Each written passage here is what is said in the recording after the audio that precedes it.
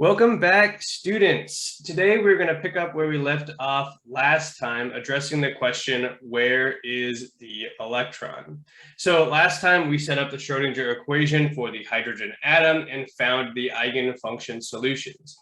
When we converted those functions into real functions, because they're imaginary, we found the orbitals that we know and love from Gen Chem. We had three quantum numbers that are coming from the three dimensions of our problem. We have a principal quantum number n that goes 1, 2, 3, and so forth. A quantum number L that describes the orbital angular momentum and gives us the shape of the orbitals, so we have L going from 0 to n-1, and this gives us the s, p, d, and so on orbitals. And we have a quantum number m sub L that describes the particular orbital. So this has, px, py, pz, and so forth.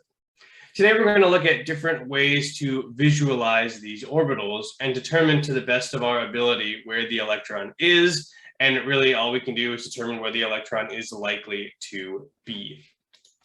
So the learning goals from today are to address this question, and we have to differentiate between a couple of things, between the most likely point, the most likely distance, and the average distance for the electron. And at the end, after we've done this, we'll compare our quantum mechanical hydrogen atom to Bohr's model of the hydrogen atom. So there is an inherent challenge when looking at these orbitals, and this challenge comes from the fact that these orbitals are four-dimensional functions. So our psi here is a function of three variables, r, theta, and phi, and these three variables correspond to our three dimensions, but they equal something. And what they equal is the amplitude of the wave function, right, which is in some way related to probability. So in order to actually view these functions, we have to reduce the variables in some way so we can understand it in our three-dimensional space. The way you're most probably familiar with seeing these orbitals is having the amplitude removed. And this will just give us a shape in our theta and phi that doesn't tell us anything about where in the shape the electron is. So this gives us our spherical s orbitals, our p orbitals with our 2 lobes, our d orbitals with our 4 lobes, and so forth. So the problem with that is that, of course, we don't know where in that shape the electron is. It's easy to forget that it is actually a three-dimensional shape and not an orbit radius and so forth. So another way that we can look at this is something like this. Here we can see an attempt to do a three-dimensional function, and then here our x-axis, or our z-axis, I suppose, is the probability. So we see an exponential decay here as we get further away from the nucleus. And this is attempted to go around in 3 dimensions, so we can kind of see what's going on here. Another easier way to look at this is something like a contour plot. So we remove the z component and then plot a probability function in terms of a color gradient. So we can see, again, more likely to be closer to the center than to be further away. Another thing we could do is look at the functions in this way, where we have also removed the angle component and just look at the radius, and then we have a probability as a function of radius. This reduces it into a 2-dimensional function. One thing that's nice about looking at the orbitals in this way is that we can easily see these nodes. So you'll remember nodes from Gen Chem. The orbitals have nodes equal to the principal quantum number n-1. So the 1s orbital has 0 nodes, the 2s orbital has 1, the 3s orbital has 2. And we can see this when our probability of observing the particle, the amplitude of the wave function, equals 0. Now, as our wave function crosses this node, you'll see that it goes from having a positive amplitude to a negative amplitude of the wave function. And you might be wondering, well, what does this mean? And remember, our wave function itself doesn't really mean anything. So what means something is the square of the magnitude of our wave function. So when it crosses this boundary, it doesn't mean that the electron isn't going to be there if it has a negative number, right? Because we'll square this, and we'll see some examples of this in future slides. However, the important point is that the node, right, 0 squared is still 0. So the node here, even without squaring, shows us where the nodes will be, where the electron has no probability of being. And you may also have wondered in previous classes why sometimes we'll shade one half of orbitals different colors, and that's because they are on opposite sides of nodes. So if we were to try to add a positive wave function to negative wave function, that would be an out of phase combination, and we would see, interference rather than or destructive interference rather than constructed interference.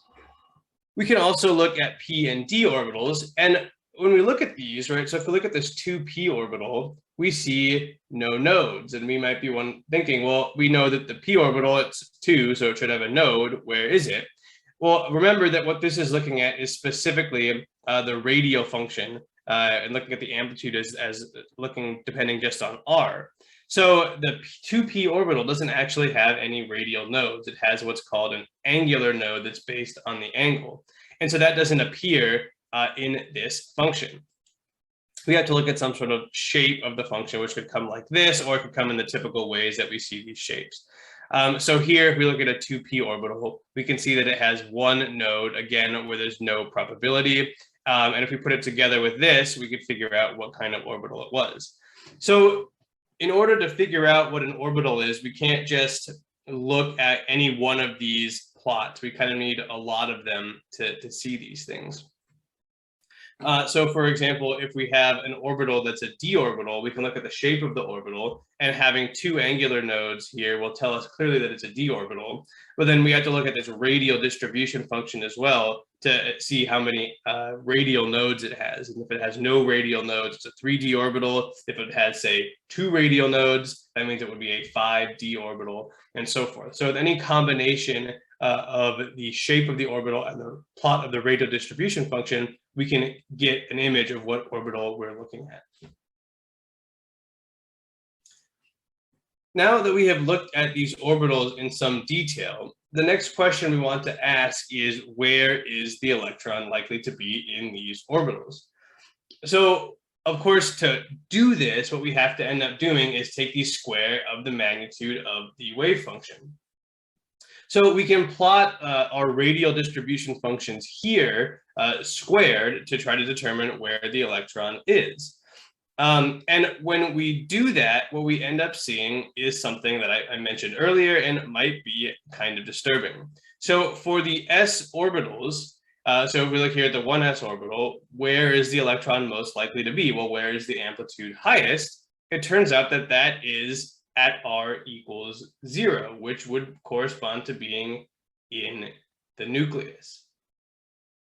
And this is true for the 2s and also the 3s orbitals, now that the p and d orbitals don't have this restriction. So this can be very disturbing to us because we have learned throughout our whole chemistry careers that the electrons are orbiting nucleus. So how could they most likely be in the nucleus? And the key is what I have here in these parentheses on this slide is that when we do this kind of analysis, this is holding the angle constant. So we're not looking at over the whole surface of a sphere. We're looking at a given angle, right? That's what this radial distribution function is. It's ignoring the angle, looking at one specific angle. Where am I most likely to be along that line? And I find out that that's in the center. Now, how I can get around this is that I need to rather ask, well, what's the most likely radius that my electron is at, right? Not what is the most likely point along a straight line, right, ignoring these angles. But if I integrate over the whole space of this orbital, then where am I most likely to be? And so what we can do is essentially we end up multiplying our spherical functions, our s orbitals, by 4 pi r squared, which is the surface area of a sphere. And that says, well, the most likely point might be in the radius, but there's only, or at a radius equal to 0, but there's only one point that is a radius equal to 0. There are many more points that have a radius equal to 0.1. And so even though the likelihood goes down, the fact that there are more points there increases our likelihood of observing it at that radius. And what this is doing actually, so we're physically going to be multiplying by 4 pi r squared, sorry. But what we're actually doing is properly integrating over all the angles and then plotting the remaining function as a function of r. So what we're doing here is we're plotting the radial distribution function.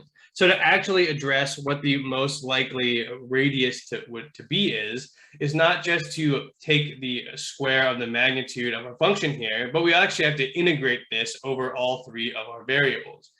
So we need to integrate, and remember, I mentioned this earlier, but when we transform from Cartesian to spherical coordinates, our dx, dy, dz becomes r squared sine theta dr, d theta, d phi. So what we end up doing is then integrating over the integral from 0 to 2 pi of d phi, from 0 to pi of whatever our spherical harmonic function is, times sine theta d theta, and then we end up with r squared times our radial function squared. And so for the case of an s orbital, there is no theta component. So this whole integral over here becomes 4 pi, and we end up multiplying the square of our radial function here by 4 pi r squared, the surface area of a sphere, just like I mentioned. This isn't true for p and d orbitals because they do have theta and phi dependence, so their integrals are different. We don't simply multiply them by 4 pi r squared, but we do evaluate them according to this equation here. One thing that we'll often do is end up ignoring the constants, because when we include the constants, they're very important to convert this to an actual probability. But if all we want to do is say, what's the most likely distance and so forth, the constants actually aren't important because they are multiplied by the whole thing. So sometimes you might also see this just as our radial distribution function multiplied by r squared. Now that number can't be converted into a probability, but we can get some conclusions from there saying like, oh, it peaks here, that's the most likely point, and so forth.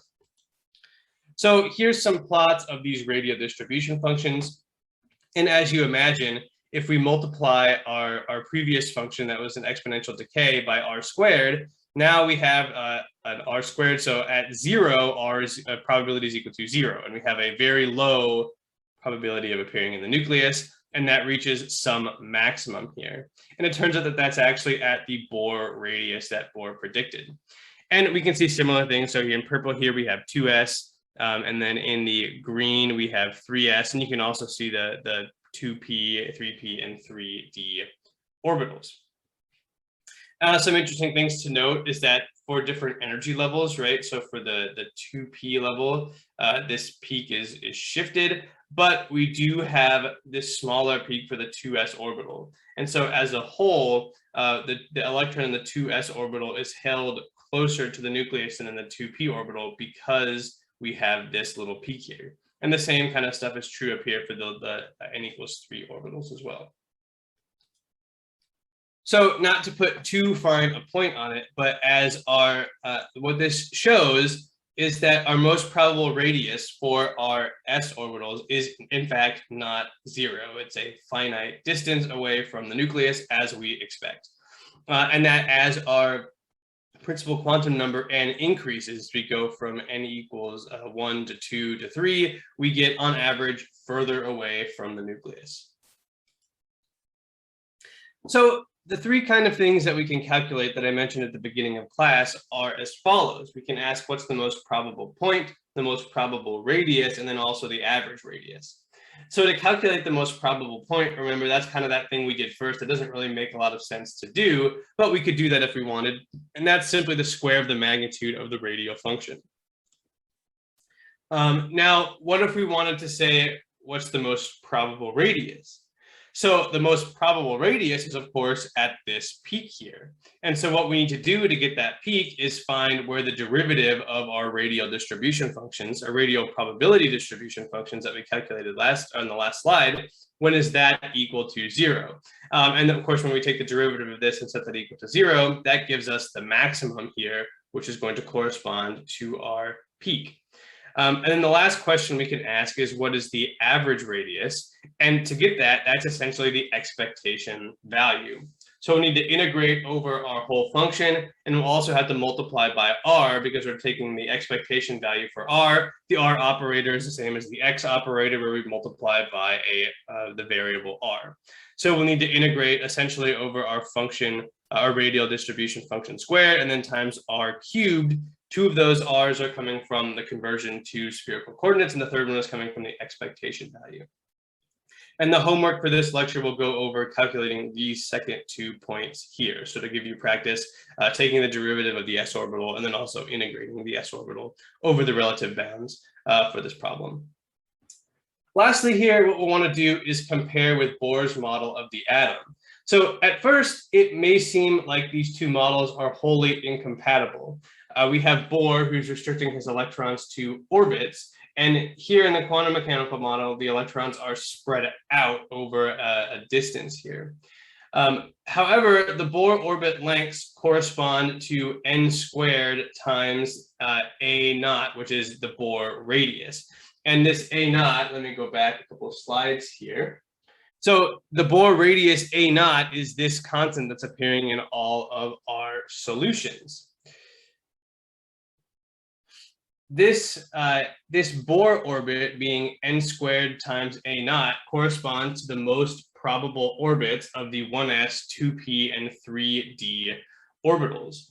And so what we see is that on average, our quantum mechanical model predicts that the electron is further from the nucleus as the principal quantum number n increases.